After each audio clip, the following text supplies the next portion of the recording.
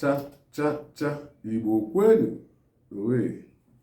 Cha, Igbo kwenu, owe. Cha, Igbo kwenu, owe. Abia kwenu, owe. Anambra kwenu, owe. Ebonyi kwenu, owe. Enugu kwenu, owe. Imo kwenu, owe. Nigeria kwezuono. Hello, my beautiful friends, families, and loved ones. I welcome you all to my segment. Let's learn everything about the Igbo. I am your regular host, Mazi B.O., a full-fledged Igbo son and teacher of Igbo language, culture, and traditions, including general issues that affect our lives in society, the lives of the Igbo, and the lives of the non-Igbo. We're going to continue from where we stopped the other time about animals, insects, birds, fish, and other living creatures, the names they are called in Igbo land. I mean the names the Igbo call all the aforementioned. So we have to start from where we stopped the last time we met here on this topic. All right, let's go, guys. Okay, we are going to talk about one animal, a bird called quail. Quail. Quail. Quail. So in Igbo, it's called okwa. Okwa. Okwa. Then the other one we've got to talk about is wall gecko. Wall gecko, I don't know if we talked about that, but I'm not too sure. But if we haven't talked about it, that's good. But if we've talked about it, or we discussed it in one of our past segments on this same topic, it's an addition anyway. So wall gecko, we all know what wall gecko is. We find them on the walls. And the assumption of the Igbo in general is that once you see wall geckos patching somewhere on the wall, they are snitching. That's what they are assumed to be doing. Whatever they've heard, the inhabitants of that house have discussed. They pass the information to the evil spirits, as they are assumed to be representatives of the evil spirits. They're not going to catch us this time around. We are covered by the special blood of Jesus Christ. All right, guys, let's move. So now, this wall gecko is called in Igbo Ncheke Obama. Ncheke Obama. Ninchi-e-ki-e, that's Ncheke. Then Obama is spelled as O-me-a, O-we-a, A-me-a, O-we-a, A-me-a. Obama means someone who snitches, someone who gathers information and reveals it to someone else. It's otherwise called a whistleblower. So that's what Obama means in English. Someone who snitches, someone who gathers information and relates it to some source as well. All right, now let's move. Then we have what is called a scorpion. Scorpion in Igbo is called Abe. Scorpion is that particular, we all know what is very dangerous.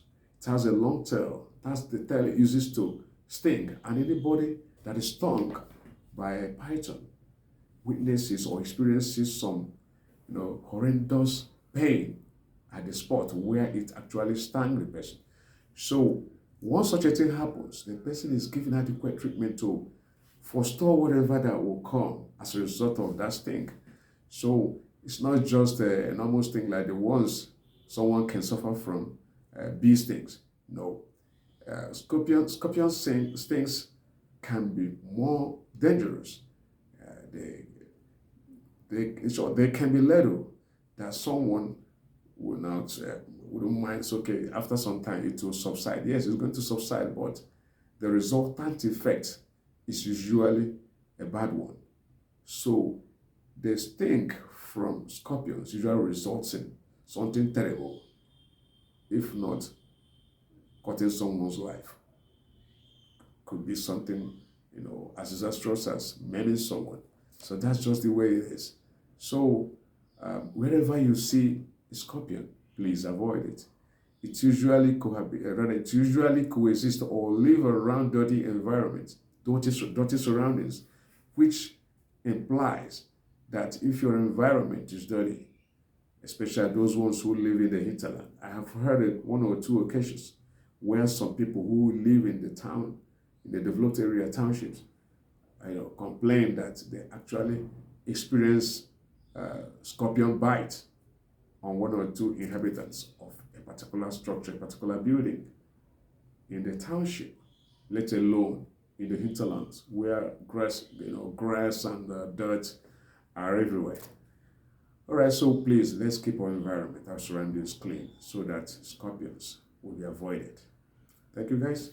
All right, now the abe, which is the Igbo name for scorpion, is spelled as A-B-A, abe, A-B-A, the one that has dots on each side and at the bottom. Okay, then we have what is called stuck, S-T-O-R-K, S-T-O-R-K. And then it's called opoko. That's what the Igbo people call it, opoko. Sometimes you hear Igbo people say, oh, you opoko buru, oparo opoko buru. What that means is that any bird that is being hunted down by opoko bear, by stock, is either hard of hearing or the ears are completely blocked. You should understand what that means. So stock is known as oboko in Igbo language. O-B-O-K-O, oboko. O-B-O, excuse me. O-B-O-K-O, oboko. Then the other one, we call it, we call it,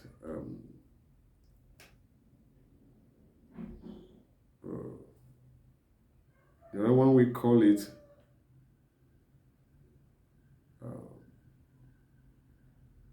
Turkey. Turkey is spelled, you know what Turkey, T-U-R-K-E-Y. Then in Igbo is called Tolotolo or Torotoro, depending on the part of the Igbo line. It could be from Anambra. Anambra people, most parts of Anambra do have one or two ways of pronouncing words, slightly different from how they are pronounced in the generally accepted Igbo, otherwise known as Igbo Izugbe. So the Igbo Izugbe calls it Torotoro, T-O-R-O, T-O-R-O. That's the Igbo name for Turkey. Then some parts of Anambra State call it Tolotolo, T-O-L-O, T-O-L-O, Tolotolo.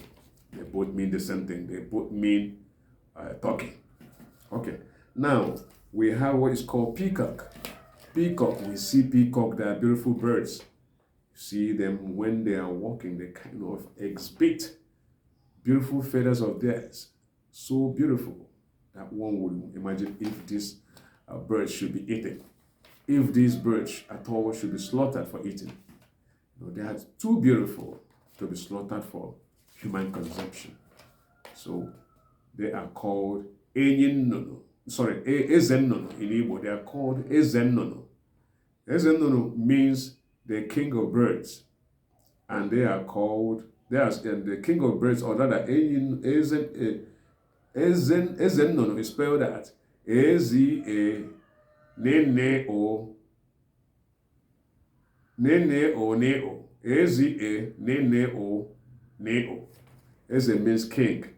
So you should now, when Nono means bird, when you now attach king to the bird, you know what that means. That's how the name came about. Okay. Now, the other one is called weaver bird. Weaver bird. So the people call it Nonoka. Nonoka. That's the intonation in which is pronounced. The general Igbo intonation, Nonoka.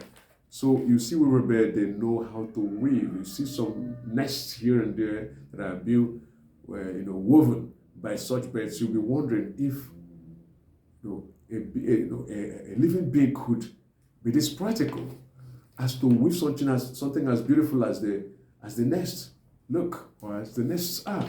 So such Beautiful nests are built by weaver birds. So they are known as weaver birds. So in Igbo, weaver birds are known as nonoka. Ne o okay. Ne o okay. All right. So there's another one we call owl. O-W-L. O-W-L. In Igbo is called Ikwi. I know some of you who are non-Igbo indigenous must have heard this word. So once you hear Ikwi, is being referred, owl is being referred. Owl, the bird, the one that has large round eyes, that kind of, the eyes that frighten once, kids. Once they leave it, some adults get frightened once they see two bowl-sized eyeballs flashing at them. You know what that means. Okay. Some would even take to their heels because they wouldn't want to be further frightened by those eyeballs, those balls that are in form of bird's eyes. Okay. Now we have what's called ostrich. Ostrich in Igbo is called Eyin nono. Eyi, remember, Eyi means, Eyi is the name of elephant. And you see the size of elephant is so gigantic. That's why the name Eyi is given to elephant. So wherever you see Eyinna, something like Eyinna, it means, Nnabu Eyi means the father is too great. So here now you see Eyin nono means the bird is too gigantic. So that's what that Eyi means here as it's used in the context. So ostrich, Eyin nono, spelled as Eyi nene o ne-o. Eyi nene o ne-o. So the last one on the list is the one called parrot. Parrot is that bird that talks a lot. It mimics humans, and where you have a parrot very close to whatever you say, it mimics you as if it were a human, but it's just a bird. That's the bird I'm talking about. So in Igbo, it's called Ichoku. Ichi-e-o-ki-u. Ichi-e-o-ki-u. And some parts of Igbo call it Ichenka. Ne-nchi-e, ne-ke-a. Ne-nchi-e, ne-nke-a. Ichenka. So, and they can use that to describe someone who talks too much. They can call you an Ichenka, or you are an Ichoku. So when such a word is used, on a human, it means that person talks a lot, is a garrulous talker. Okay, talks from 10 to dozen. So that's just the description here. So I've spelled that. Let's call it a day today. So when we meet next week, continue from where we stop. Okay, guys, please don't forget to subscribe to my channel. That will give me the power to keep churning out beautiful posts to entertain and educate you in things about things you don't know or you never knew anything about. So that's just it. I will appreciate once I see your subscriptions. Thanks for watching and subscribing to my channel. Bye-bye. Have a good night's sleep. Love you, loads.